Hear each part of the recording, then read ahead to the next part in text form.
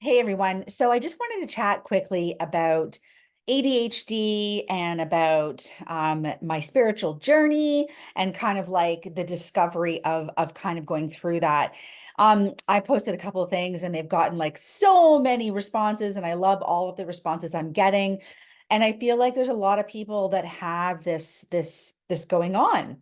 And I feel like there is a lot of people who are in their adulthood that are either diagnosed late or realize that this has been happening, that they have, they have symptoms of ADHD or ADD. And so I just kind of want to talk a little bit further about that. So one of the biggest things that came to kind of like me realizing that there must be something going on with me is I read this book, Driven to Distraction. So I don't know if anybody's ever read this, but there's like real live people who have written about their experiences and their stories and stuff like that, and about what they did as children.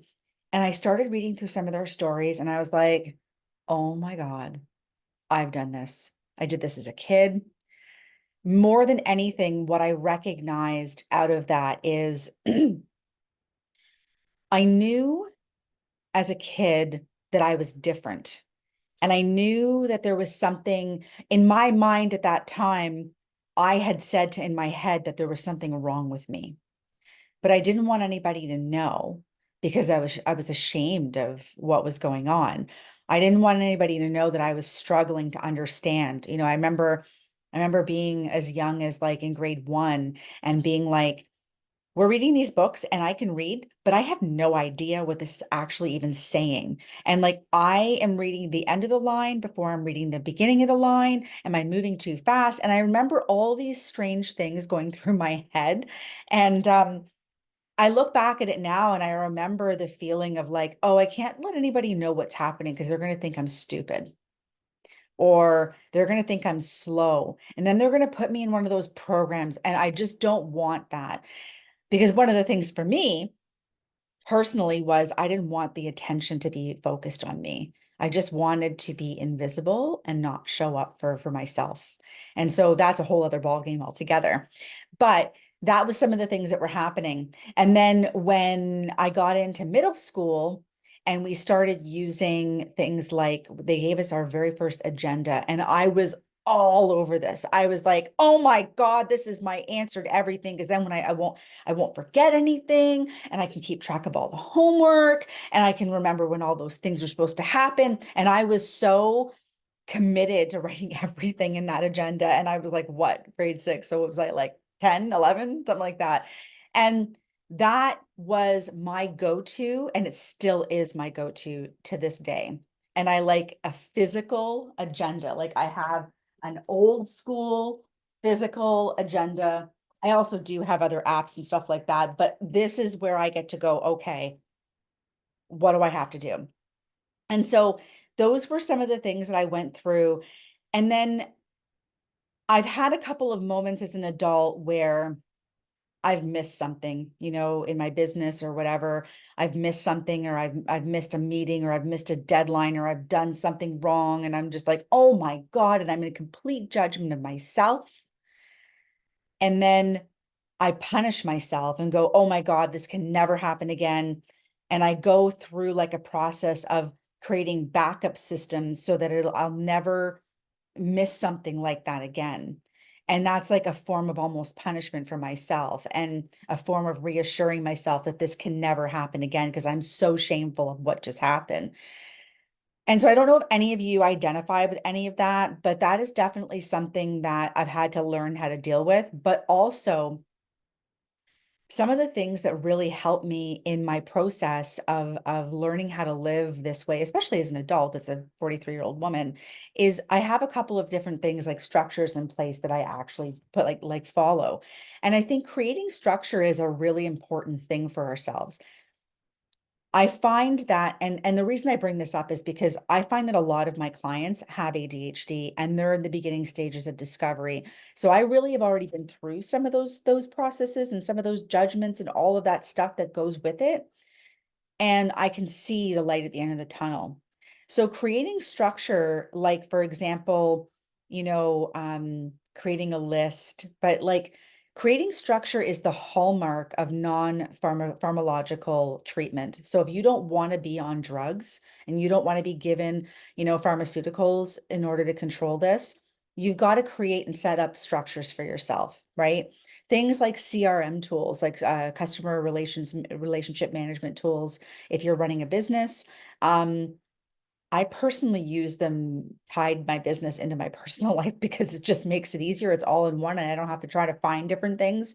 Like there's nothing worse than trying to communicate with somebody and you're like, did I message you on Facebook, Instagram, LinkedIn? What was that, right? So things like Monday is a great one, because then you can share notes if you, especially if you're working in a team or at work or something like that. Nimble is one that I personally use. And at home, maybe I don't use a CRM tool, but maybe I actually schedule 1 or 2 days per month, for example, to pay my bills, to follow up on appointments that I need to make sure I make. And I'm actually like turning my phone off. I'm committing to that time so that way I don't miss bills or anything like that. The other thing is setting alarms on your phone. I lose track of time sometimes, and so I'm much better at this now. But setting alarms on your phone and just being like, okay, this alarm, and then you put a note of what this is, like one word. Okay, I've got to pay the bills. Okay, I need to pick the kids up. Okay. Oh, right. I needed to reply to that email by this date, like I promised them, or they gave me this deadline. And that way you have that and you don't forget, but you've got to do it right away. The other thing is I want you to look at this from a winning mentality because winners do things right away. Okay. Winners don't procrastinate. They don't go, oh, eventually I'll get around to that and I'll do that. It's like the people who are the most successful in life, when they decide, you know what, I'm going to start working out. I need to start a movement. I need to start doing squats. I need to start doing burpees. They literally get down on their hands and knees and they start doing it immediately. And that's why they have success, right? That's part of the mental toughness, right? The other thing is prioritizing rather than procrastinating, okay? We get busy, let's say we get busy doing something, we get a parking ticket, and then we go, okay, yeah, I'll deal with it later. And then later never comes, and then you can't find the parking ticket, and then you're like, oh my goodness. So going back to that winning mentality, let's do it right away. Do it right away. And one of the things that works really, really well just in general, but especially for me, is the Ohio method, which is only handle it once. So I have that ticket in my hand. I just got it off my vehicle. I'm usually cursing at that point. Let's face it. And I'm going to decide what I'm going to do about it. So my options are I pay it immediately, I pay it with it, or I get a meeting with a justification, or I go to trial. Well, I know I'm going to fight it. So immediately it says to email this place. I literally get on my phone and I immediately do that as I'm sitting in my vehicle or as soon as I can afterwards so that it doesn't end up in my purse, at the bottom of my purse, or God knows where in this laundry basket pile of stuff that ends up in my office, right? So using the Ohio method is very handy, right? Because one of the things that we want to talk about here as well is the cycle of what happens emotionally and mentally for us, right? And I don't know about you, but I've run into a lot of my clients, they go through this where there's a lot of overwhelm and a lot of anxiety and a lot of panic attack that is actually attached to having ADHD and feeling like something is wrong and something like they're not good enough or they're stupid or whatever. But that all is nothing more than an emotion and a story that you're telling yourself. And so we go down the rabbit hole of judgment of ourself, like when I walk through like missing something in my business. And then immediately I was like, oh my God, Michelle, are you kidding me? This is so freaking terrible. This person thinks you're fucking like stupid, right? Oh, I just said that, didn't I? Anyways, and I'm just like, this person thinks that you're not capable of doing it. You're making a story about this person. They're like, this woman has no idea what's going on. How did she miss something important like that? And so forth, right? And so we get into these judgments, we go down the rabbit hole, and then we're like, man, how am I ever going to show up in front of that person again? They're going to judge me. They're going to think that I don't have my shit together. And that's just not true, right? We can't live in that fear, because all that does is build the story and build overwhelm. And that doesn't help anybody. If anything, like in my world, which is the spiritual world, when we continuously tell ourselves a story, we layer that story every single time we tell it, right? We make the story stronger, right? So if I keep telling the story, oh my gosh, that person, they're going to think I'm so stupid.